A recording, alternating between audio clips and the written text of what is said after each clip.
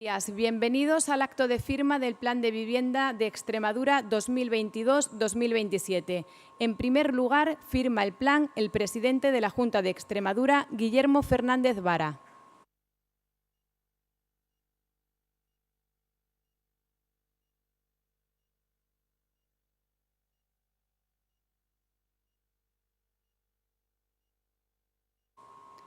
A continuación, rubrica el acuerdo la secretaria general de la Unión General de Trabajadores de Extremadura, Patrocinio Sánchez Escobar.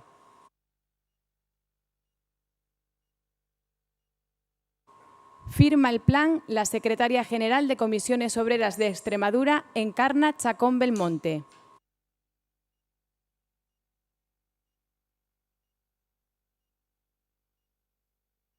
Rubrica el acuerdo el secretario general de la Confederación Regional Empresarial Extremeña, Francisco Javier Peinado Rodríguez.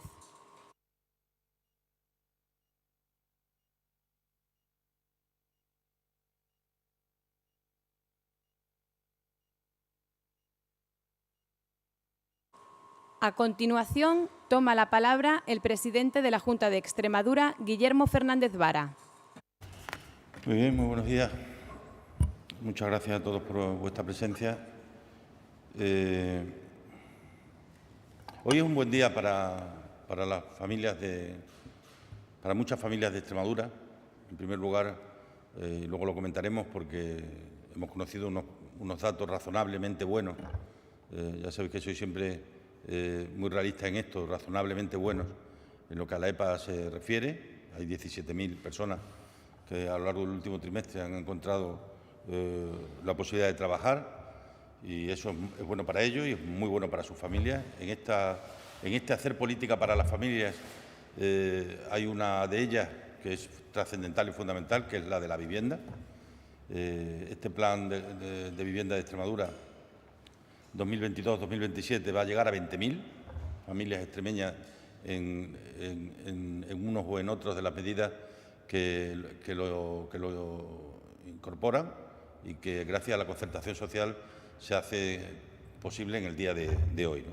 Quiero, por tanto, agradecer a la patronal y a los sindicatos, a la Unión General de Trabajadores y a las comisiones obreras de Extremadura el trabajo realizado en una apuesta que clarísimamente nos trasciende, en un acuerdo a cinco años y, por tanto, que necesita, yo creo, del mayor respaldo posible y por eso también lo llevamos como medida al debate del Estado de la región y fue aprobado en las propuestas de resolución de dicho debate. El presupuesto del plan de vivienda son 188 millones. Afecta de una u otra manera al entorno de unas 15.000 viviendas. Y algunos de los aspectos a destacar, con independencia que dispondréis luego del acuerdo en su totalidad y podréis analizarlo totalmente. Hay un incremento de la oferta en alquiler asequible hasta 50.000 euros, el conocido bono joven, una importante inversión en alquiler social, la renovación de la vivienda pública, que es una realidad que incorporamos a este plan y que era de una tremenda necesidad. Hace falta que las viviendas sean dignas y sigan siendo dignas a lo largo de toda su vida. El programa de viviendas para personas en situación de especial vulnerabilidad. Hay una partida también destinada a mejorar la accesibilidad a las viviendas. Se incorpora en este plan de vivienda el fondo de garantía para ayudar a los jóvenes a poder presentar complementariamente a las garantías que el banco les solicite, las ayudas que puedan recibir de este fondo de garantía, ¿no? Y junto a esto, pues hay algunas otras medidas que son más de carácter normativo, como es el impuesto a los grandes tenedores con viviendas vacías, la modificación que se ha llevado a cabo de los módulos de la VPO y la deducción autonómica para la compra de vivienda de jóvenes de menos de 35 años, siempre que el valor de la vivienda no supere los 180.000 euros y las rentas no superen los 27.000 euros en el caso de declaración individual y de 45.000 euros en el caso de declaración conjunta, ¿no? Yo creo que es un paquete de medidas que va a permitir que en años que vienen por delante, desde ahora hasta el año 2027, contribuyamos a que la vivienda efectivamente se vaya consolidando en nuestro país como la quinta pata del estado del bienestar, ¿no? Junto a las pensiones, junto a la educación, junto a la sanidad, junto a la atención a la dependencia, el que se pueda disponer de una vivienda digna, yo creo que es un elemento consustancial con el espíritu de la Constitución española y, desde luego, del Estatuto de Autonomía de Extremadura, ¿no? Y además, estamos hablando de unos elementos fundamentales para luchar contra la despoblación y el reto demográfico. En este plan de vivienda hay medidas especialmente para municipios más pequeños y eso hace que sea un instrumento fundamental y básico a la hora de enfocar lo que tienen que ser medidas reales para luchar contra la despoblación y el reto demográfico, y centrarlo en hoy, que es un buen día para el empleo y un buen día para la vivienda, en los dos elementos que, a mi juicio, son fundamentales para que la gente realmente quiera vivir en las zonas rurales, el que tengan un buen trabajo y que puedan tener una vivienda adecuada, ¿no? Por mi parte, nada más. Interviene la secretaria general de la Unión General de Trabajadores de Extremadura, Patrocinio Sánchez Escobar. Buenos días, como siempre, gracias. Estamos ante la firma de uno de los planes más importantes, bajo nuestro punto de vista, incluidos dentro de la concertación social, porque tiene una repercusión muy importante para los ciudadanos y ciudadanas extremeñas. Tiene una vigencia, como habréis podido ver, hasta el 2027, 2022-2027, y lo primero que quiero hacer, está claro, es agradecer la labor de todos los equipos de trabajo, de las personas que han estado trabajando en este plan que firmamos hoy. Agradecer, por supuesto, a la Consejería de Movilidad, Transporte y Vivienda, con la consejera al frente y todos sus equipos, y, por supuesto, a los compañeros y compañeras que han estado trabajando tanto desde Comisiones Obreras, la CRES y UGT. Así que muchas gracias a todas y a todos por vuestro trabajo. Para UGT, el acceso a una vivienda digna debe ser considerado como un importante elemento de integración social. Es básico y fundamental. Las crisis económicas normalmente se traducen en crisis sociales en las que una parte de la población pierde su vivienda o bien sufre la imposibilidad de acceder a un régimen de propiedad o alquiler. Esto, unido a unos salarios no acompasados a los niveles de inflación que se están produciendo en la actualidad y a un mercado laboral que no ofrece estabilidad en la región, que lo va ofreciendo poco a poco, hace que el problema de acceso a la vivienda sea más dificultoso. Esto choca frontalmente con la Constitución española, que recoge la vivienda como un derecho de todas las personas y, por tanto, un bien de primera necesidad. Por tanto, se deben aplicar políticas públicas que aborden y garanticen el acceso a una vivienda digna a todas las personas. En este sentido, el plan de vivienda, partiendo de un diagnóstico previo, yo creo que muy bien hecho y muy bien elaborado, concreta una serie de actuaciones que, en definitiva, vienen a dar respuesta a las dificultades que en esta materia tiene la ciudadanía extremeña y, de manera especial, que es lo más importante, aquellas más vulnerables, entre las que se encuentran, entre otras, las personas jóvenes, las mujeres víctimas de violencia de género y aquellas cuyas rentas son tan bajas que no les posibilita el acceso a una vivienda digna.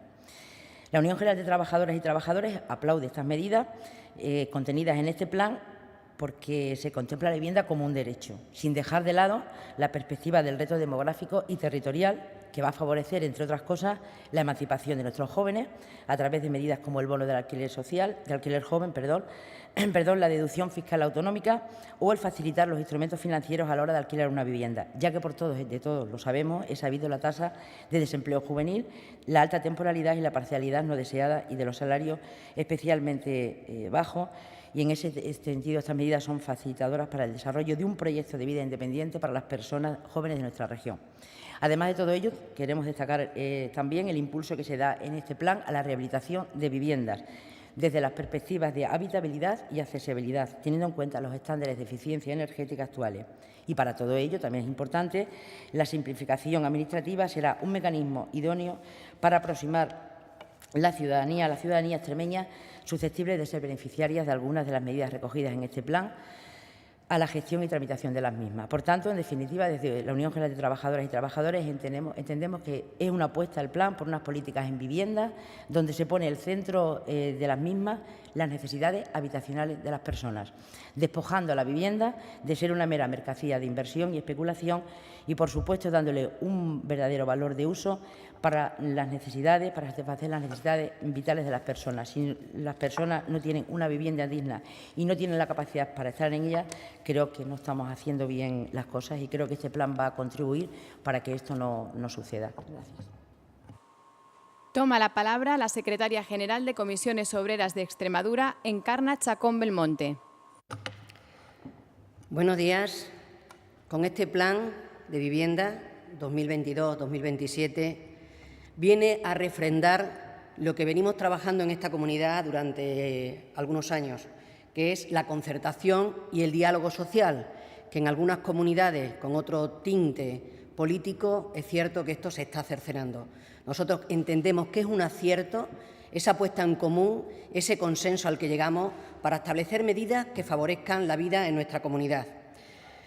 Hay un punto de partida con este plan, que va a ser continuar con el desarrollo de esas políticas de vivienda tan importantes, como digo, para nuestra región. Hay una serie de objetivos que me gustaría resaltar, objetivos generales. Habla, en primer lugar, de la función social de la vivienda, es fundamental. También el incremento de esa vivienda asequible y vivienda de calidad. También establece mejorar la sostenibilidad y la gestión de la vivienda pública, imprescindible, facilitar esa vivienda en el entorno rural, con lo cual estamos combatiendo ese reto demográfico, una medida más. Por otro lado, medidas también contra la exclusión social y la emergencia habitacional.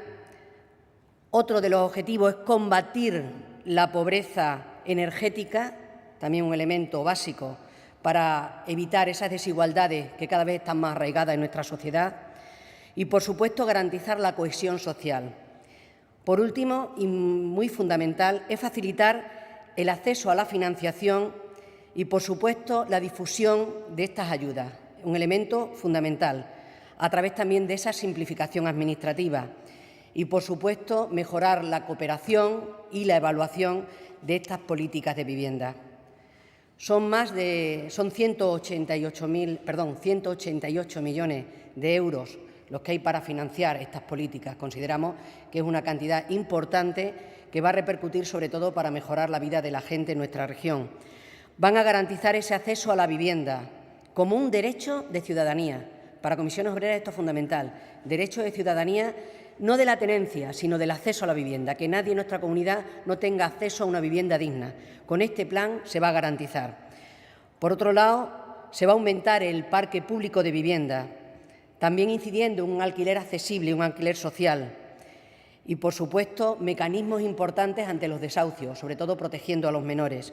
Destacar también esa rehabilitación energética de la que hablábamos antes y facilitar esa vivienda en el entorno rural. Y, por supuesto, para Comisiones Obreras también muy fundamental, que va a posibilitar creación de más y mejor empleo en este sector tan importante también para el desarrollo de nuestra tierra. Por eso es muy importante para Comisiones Obreras que estas medidas tengan toda la difusión para que llegue a todo el mundo que realmente lo necesita. Hablamos de la gente más necesitada, tiene que recurrir a estas medidas que van a ser fundamentales. Y, por supuesto, para ello es importante, como decimos, esa difusión y esa simplificación administrativa de la cual ya tenemos en nuestra comunidad un ejemplo importante. Por lo tanto, hay que aprovechar el momento para que la gente en nuestra comunidad tengamos mayores accesos a esa vivienda y, por supuesto, a mejorar nuestra calidad de vida. Muchísimas gracias. Interviene el secretario general de la Confederación Regional Empresarial Extremeña, Francisco Javier Peinado Rodríguez. Bien, muy buenos días. Me vais a permitir que el plan que hoy hemos firmado y que tras muchísimos meses de trabajo pues hemos conseguido concertar en el ámbito del diálogo social, pues es de vital importancia por algo que ya se ha dicho por los anteriores intervinientes, tanto porque protege un derecho como es el acceso a la vivienda de toda la ciudadanía independientemente de la situación o de las posibilidades que tengan, y lo segundo también porque dinamiza y muy mucho todo lo que es la actividad económica de un sector fundamental como es la construcción y la promoción inmobiliaria en nuestra comunidad autónoma y que además ocupa bastante mano de obra. No solo estamos hablando de un plan de vivienda que recoja lo que es vivienda de nueva construcción, sino que va a permitir también la remodelación, modernización, rehabilitación, restauración y actualización hacia la eficiencia energética y la sostenibilidad de todo el parque de viviendas. Es un plan que recoge más de 50 entre actuaciones y programas que están perfectamente reflejados, que me van a obviar que se las relate, están en la página 52 y 53 del documento, donde además vienen perfectamente tanto el objetivo, los destinatarios, la cuantía concreta con la que está a priori financiado ese plan para el periodo en el que está previsto, del 2022 al 2027. Y es cierto que el total lo ha dicho el presidente y también la secretaria de comisiones calificaba de importante la cifra. 188 millones es una cifra considerable, pero es cierto que para nosotros se nos queda corto, pero hay que ser realistas y precisamente lo que se ha pretendido a la hora de la redacción por parte de la consejería competente en la materia, a la que agradezco especialmente a la consejera y a todo su equipo, especialmente a la directora general de Vivienda y al director general de Arquitectura, la sensibilidad y también el sentido común que han tenido a la hora de que los recursos que ahí aparecen ahora mismo escritos son los recursos de los que se disponen, bien por la propia financiación estatal del Plan de Vivienda Estatal o bien con recursos de la comunidad autónoma que van en otra línea. Por lo tanto, esas son actuaciones que se van a poder ejecutar sí o sí, siempre y cuando se cuente, eso sí, con la colaboración privada, porque este es un ejemplo de colaboración público-privada. Por eso, los 188 millones de ayuda que se ponen desde la parte pública van a generar, en los 5 años de vigencia del plan, más de 2.000 millones de inversión en construcción de nuevas viviendas, lo cual sí que es una cifra muy significativa ya y que evidentemente debe de ayudar a generar actividad, a generar empleo y a dar soluciones también, como decía antes, desde el punto de vista habitacional para todos los ciudadanos que estén dispuestos a vivir en Extremadura. Más allá de eso también es obvio, los planes de vivienda yo los conozco desde que tengo uso de razón. Yo creo que es el decano de todos los planes que pueda haber en el ámbito de colaboración pública y privada, pero es cierto que este es la primera vez que en el ámbito del diálogo social se negocia al nivel que se ha negociado desde el primer minuto, desde la primera letra que se ponía, desde la primera actuación que hemos valorado. Y ahí me vais a permitir también que ponga de relieve algo que ya no aparece ni en el propio plan, porque ya por suerte está ya publicado hasta en el DOE, que es la actualización de los módulos de precios máximos de venta de vivienda de protección oficial. Algo que, aunque aparentemente parezca que lo que se hace es no controlar los precios, es todo lo contrario. Lo que se hace es actualizar los precios a la realidad del mercado. Y no se trata de tener viviendas baratas porque sean de protección oficial. Se trata de tener viviendas que, como bien decía en este caso la secretaria general de Comisiones Obreras, a precios asequibles. Y es que si no hay un equilibrio entre el precio que puede cobrar el sector privado, que es al final quien tiene que construir las viviendas por mucha ayuda que tenga, y lo que se le permite por parte de lo público para acogerse a estas ayudas, para tener también ventajas los futuros adquirentes o propietarios desde el punto de vista impositivo, puesto que lleva el IVA reducido si es vivienda protegida, lleva también unos tipos de exenciones a la hora de comprarla que facilitan todo esto, pues creo que es vital que se hayan actualizado de una manera que aparentemente ha sido pues excesiva por algunos sectores como la han calificado, pero yo creo que ha sido consecuente con la realidad de la situación que nos encontramos y que desde luego hay un compromiso además para irlo actualizando para que no ocurra como había ocurrido aquí para atrás, que llevábamos 7 años sin actualización realmente del módulo de precio de vivienda protegida.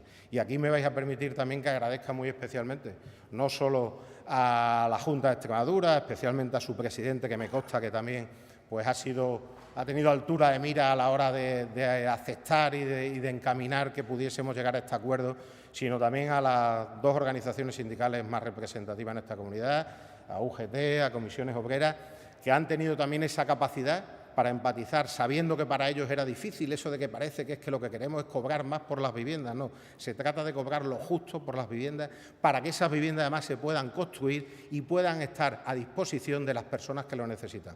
Porque si no llegábamos a una situación un tanto absurda, y era que la realidad era que en los últimos años en la comunidad autónoma no se estaban construyendo viviendas protegidas prácticamente, y eso a quien perjudica directamente son a ese sector de la ciudadanía que necesita de estas ayudas, que necesita de esta diferenciación positiva para tener derecho a una vivienda digna y una vivienda que no tiene nada que escatimar ni que envidiar a las viviendas que van fuera de la protección oficial, de las viviendas libres. Tan solo tienen algunas características peculiares en cuanto a unos límites, en cuanto a superficies útiles, en cuanto a superficies construidas y una serie de requisitos que se piden. Pero las viviendas tienen la misma calidad, la misma dignidad, la misma confortabilidad y además, como ahora es obligado, cumplen con todos los objetivos de sostenibilidad que exige hoy día tanto la norma técnica como incluso lo que se está obligando por otros ámbitos también desde el punto de vista normativo.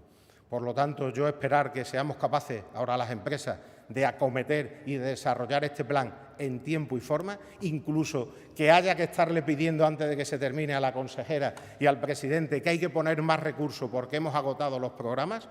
Y desde ahí es el reto que lanzamos y estoy seguro que, desde luego, el colectivo empresarial le puedo asegurar a toda Extremadura que está en ello y que va a seguir, como siempre, apostando por el desarrollo de esta comunidad autónoma. Nada más y muchas gracias.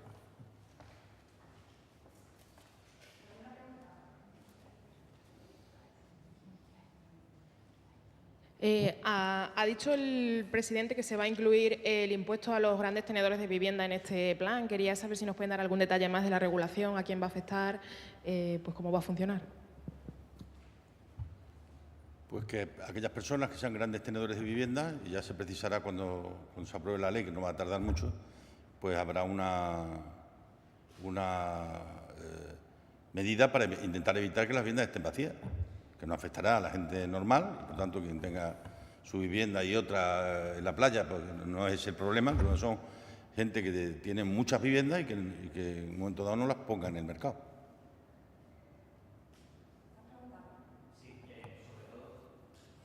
Siguiendo la pregunta de la compañera, los más afectados serán las entidades como los bancos, que siguen siendo los mayores tenedores que hay en Extremadura de vivienda.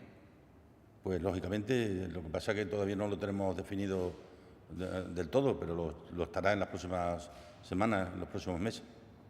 Todo gran tenedor que, pudiendo poner una vivienda en el mercado, no la ponga, tendrá que tributar por ello. Sí, también quería preguntar, se ha referido a la actualización del módulo de VPO. Me gustaría saber cuál ha sido esa actualización en concreto.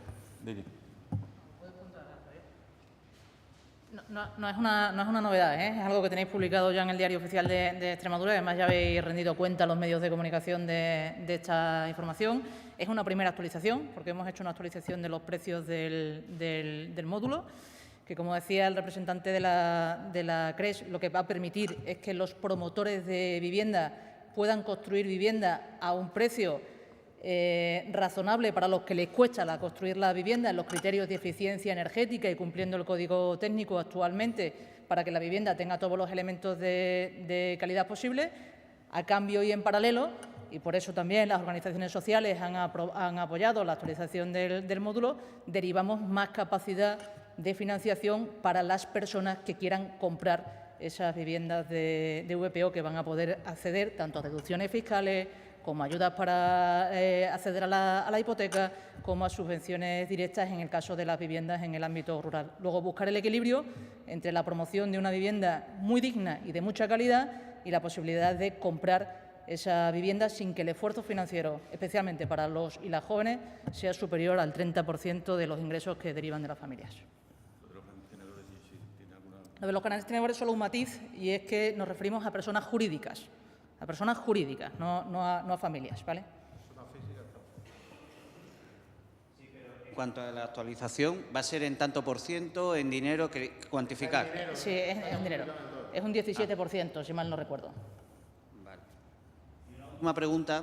Se han referido a los jóvenes y hace poco conocimos un estudio en el cual decía, a nivel nacional, que en los últimos 20 años los jóvenes menores de 35 años que tenían una vivienda en propiedad habían caído a la mitad respecto a los años 2000 aproximadamente, no me acuerdo de las cifras, a la actualidad. Y decían que el gran inconveniente no era pagar la hipoteca, sino acceder a esa financiación porque no tenían ahorros para acceder a esa financiación. Me gustaría saber un poco la situación aquí en Extremadura y cómo se afronta en este plan. Vale, dos cosas. Una, la ha especificado el presidente entre las medidas que ha destacado. Se crea un fondo de garantías para la compra de vivienda. Cuando se hizo la modificación de las normas hipotecarias, se estableció un tope de financiación a los bancos a la compra, para financiar la compra de vivienda del 80%. Hay un 15% que debe ser con cargo a los ahorros, al patrimonio, a los avales que pueda disponer una persona. En los casos en los que pueda darse esa circunstancia, en jóvenes extremeños que tengan una buena estabilidad laboral o que hayan accedido al mercado de trabajo con un salario digno y adecuado, teniendo en cuenta también las actualizaciones del salario mínimo interprofesional, es posible que tengan recursos para pagar la vivienda, pero no ahorros para financiar ese 20% restante. La Junta de Extremadura avalará con un 15% esa necesidad de financiación de un 20% adicional para que el esfuerzo de los y las jóvenes o de las familias, en cualquier caso, no sea una dificultad para comprar vivienda. Pero un matiz también, el plan procura el acceso a la vivienda, no la propiedad de la vivienda, y el acceso en las mejores condiciones posibles. Quiere decir, no necesitamos que todas las personas sean compradoras de vivienda, necesitamos que todas las personas dispongan de una vivienda digna y adecuada. Y eso también significa potenciar y mejorar las políticas de alquiler. En Extremadura no tenemos un problema de tensión de precios de los alquileres, pero sí tenemos un problema de oferta de alquiler de vivienda, y en ese sentido la propia Administración va a empezar a promover vivienda protegida en régimen de alquiler para tener una oferta asequible en las principales ciudades o en los principales municipios de nuestra región.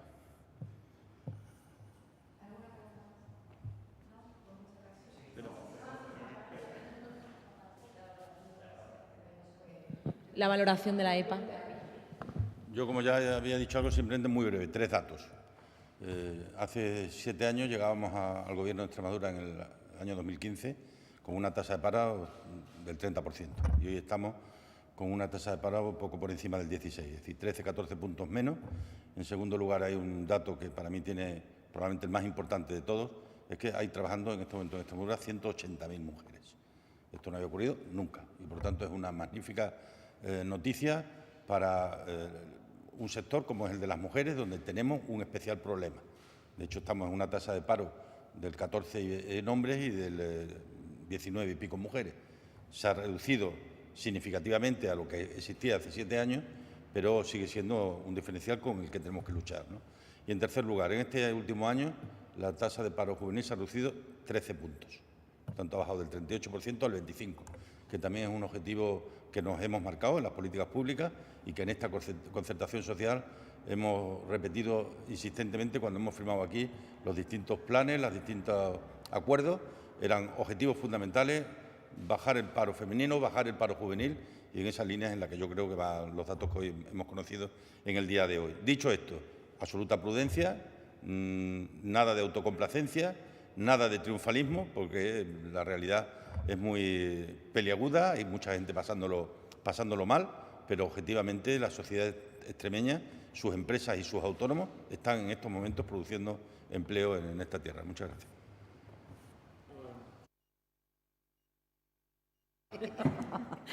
Buenos días, bueno, otra vez. A ver, nosotros hacemos una valoración positiva de los datos de la EPA. Hay algunos por qué, ya los ha dicho el presidente, se ha bajado la tasa, hay más ocupados en esta EPA que parados, por lo tanto es positivo.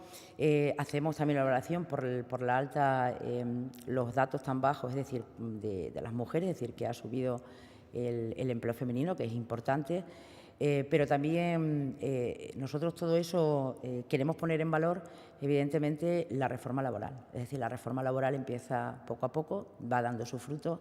No disponíamos, por lo menos yo en el momento que he llegado aquí, del número de contratos fijos que se habían hecho en este periodo, que seguramente, seguro que han aumentado muchísimo. Por lo tanto, poner en valor la reforma laboral. Y, lógicamente, también hay un tema, está claro, los jóvenes y las mujeres, pero hay un tema que nosotros vamos a seguir insistiendo en él, y lo hemos hecho en las políticas activas de empleo, para que se desarrollen los parados de larga duración. Tenemos que establecer ahí un buen plan, porque hay mucha gente que lleva mucho tiempo parada y hay que darle salida. Por lo tanto, valoración positiva, porque el número de desempleados en Extremadura, como bien ha dicho el presidente, está bajando. Tenemos solo un 16 y pico por ciento, 14 o 19, cuando teníamos un 30 y tanto. Por lo tanto, valoración positiva y a seguir en esta senda. Y volver a remarcar, la reforma laboral está haciendo mucho beneficio para que las contrataciones se vayan consolidando y dejemos, a ver si alguna vez dejamos de tener datos de paro o datos de eso estacionales, dependiendo de la época del año, y podamos tener datos ya con industrias más asentadas en Extremadura, de un empleo mucho más estable y con más calidad. Para Comisiones Obreras son datos muy positivos para nuestra región, porque se baja el número de mujeres en paro, se reduce el número de mujeres en paro y se incrementa la población ocupada en mujeres. Y también es una gran noticia porque viene a refrendar lo que desde Comisiones Obreras veníamos diciendo desde el momento cero. La subida de los salarios, que algunos no la apoyaron, incluso la reforma laboral, que algunos no la votaron, porque entendía que era destrucción de empleo. Y se está demostrando que todo lo contrario, se está posibilitando mayor calidad en el empleo y mejor empleabilidad también en nuestra región. Muchas gracias. Bueno, ya conocen ustedes que para la Confederación Empresarial tildar o calificar los datos de buenos nunca lo hacemos, porque lo bueno sería que no hubiera ni siquiera datos ya de desempleo, pero eso es un escenario idílico. Por lo tanto, lo que sí, evidentemente, sería una necedad no reconocer que los datos son positivos y que marcan una tendencia, yo creo, que cada vez está siendo más claro de que estamos consiguiendo, aunque un ritmo menor del que a todos quizá nos gustase, ese cambio de modelo productivo en Extremadura, que está consiguiendo que, efectivamente, con unos datos en el que también, como de manera muy positiva, ha subido la población activa, lo que ha subido muchísimo más es la población de ocupados, que ha permitido esa disminución de desempleados en más de 9.000 personas.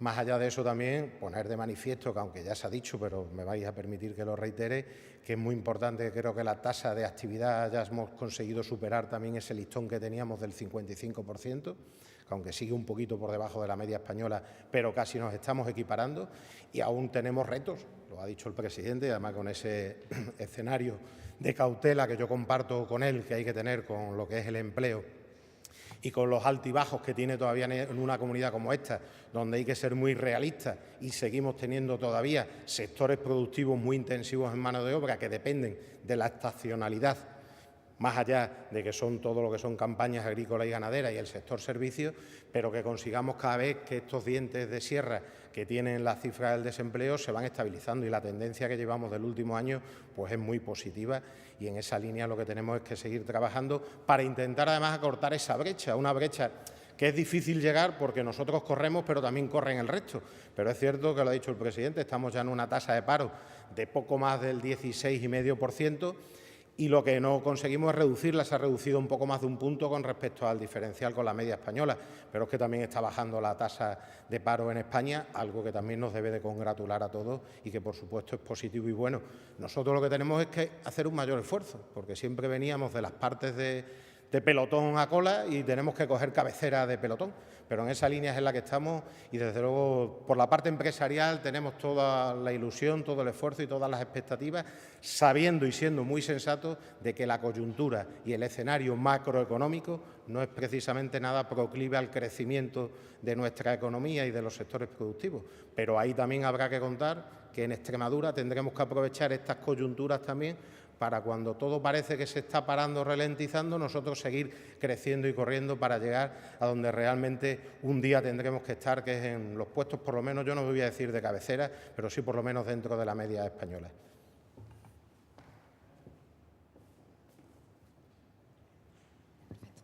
Bueno, presidente, ayer, le voy a preguntar por el tren, ayer recibimos la visita de la secretaria de Estado de Transportes, se reunió con la consejera. Parece ser que ya no es necesario esos ajustes de tiempo que anunció el presidente de Renfe y además anunció una bonificación del 50% si se excedían los 15 minutos de trayecto.